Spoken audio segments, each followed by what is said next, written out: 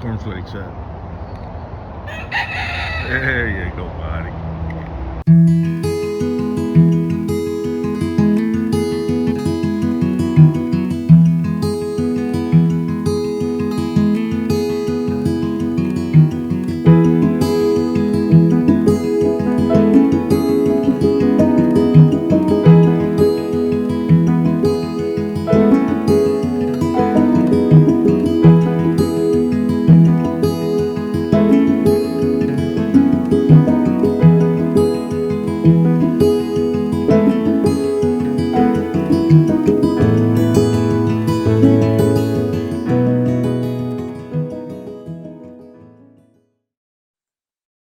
So we've been pretty busy with work, and our daughter's activities.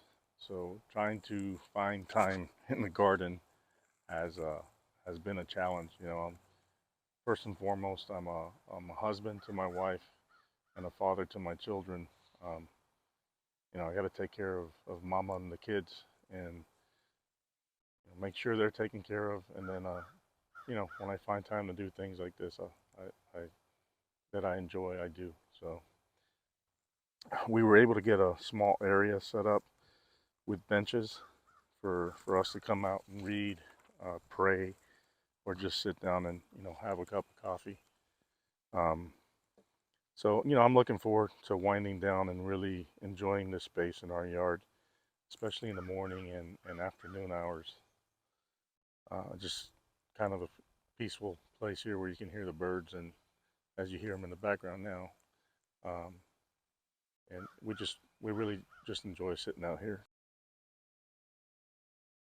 I also found some time through the rain one afternoon this week to build a couple of 8 by 4 feet wooden tables. I'm going to utilize one of them to grow some lettuce and spinaches in containers through the summer. Just something I've learned over the years here in Florida. Uh, Lettuce and things of that nature don't do well in this heat or in the ground. So I kind of get them off the ground, away from the water and the bugs. And they tend to do a lot better. And I kind of keep them in a screened in shaded area where they probably get about an hour or two of sun every day. I'm using the other bench just, for the videos and to harden off some of my plants once I get them out of the greenhouse. So I do get an intense sun here in the afternoon, so I'm going to have to figure out what I plant next to this table to give me some shade from that west sun setting right in my face. So it is what it is. We're working it, and little by little we will transform this yard into something that will feed us food for a very long time. So we'll give you a quick tour of some of the things that are starting to sprout and come to life in the spring here. We're gonna go ahead and harvest this zucchini rampignante or tromboncino. Uh, they got different names, but first year I tried growing it in our yard. Just tilled up the native soil here. I dropped in a transplant a couple months ago in February, and this is what we've got so far. So this is going to be the biggest one, and this area of the yard here gets full sun. So what I'm reading online, you can pretty much uh, cut this and harvest it now, and you can eat it when they're young, or you can wait until they get peach color and eat it much like a butternut squash, or you can have it like a zucchini. So we're going to try this tonight and see what it tastes like.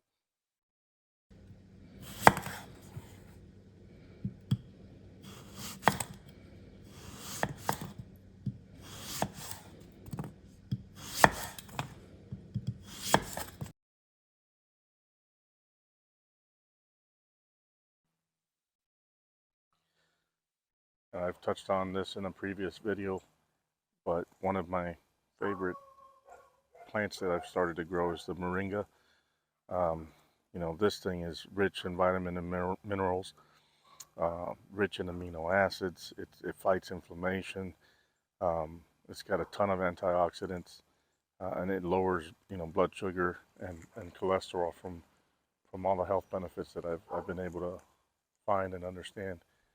But you know, these things, I come out, and when I'm out here, I'll just take some and eat them right off the tree. And they got a little bit of a nutty flavor, but they're delicious. You can dry them out. You can put them in your shakes and your smoothies. Put them in your teas. I like coming out here and grabbing a handful and putting them in my salads. But another tree that does well here. So I'm going to show you how to ensure you get the quickest germination on your moringa seeds. So here I bought a pack of dwarf moringa seeds from Baker Creek Seed Company. They're a very reliable company. I get a lot of my seeds from. So these seeds come with like a hard papery shell here.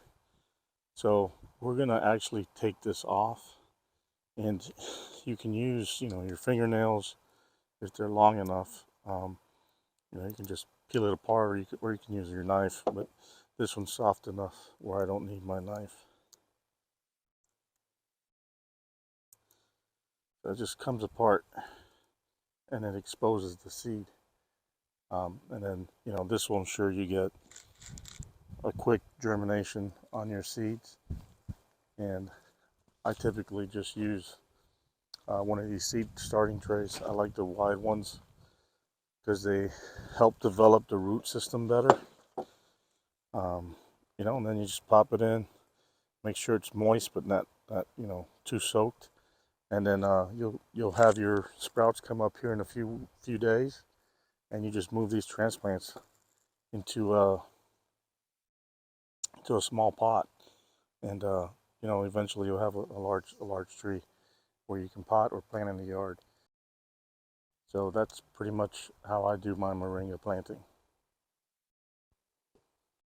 I saved a bunch of seeds that I harvested from Everglades tomatoes last growing season, and I planted them pretty much everywhere in my yard. I really love this tomato. You don't have to give it too much love and care. Some people refer to it as the wild Florida tomato, but it does really well here in the heat. It does really well with drought, and it doesn't need, like I said, a lot of love and care. It just sprawls and continues to give fruit throughout the growing season.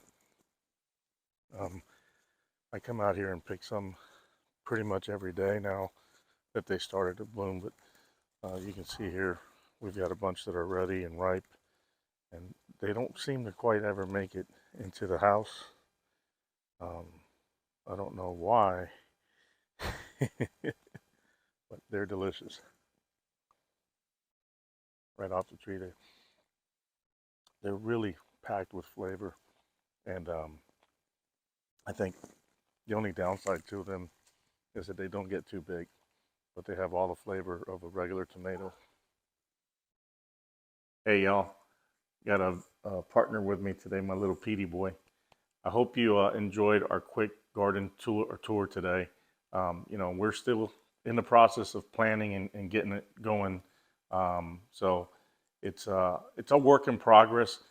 I'd like to just document everything as we go, so you guys can come along for the ride and see our gardens grow, see what's working for us, see what's not working, the mistakes that I make, because I'm sure I'm going to make a bunch, but really just trying to document everything that we're doing, and hopefully it'll help you as you establish your garden in the future. So I will pray for you. Please pray for me, and let's keep growing together.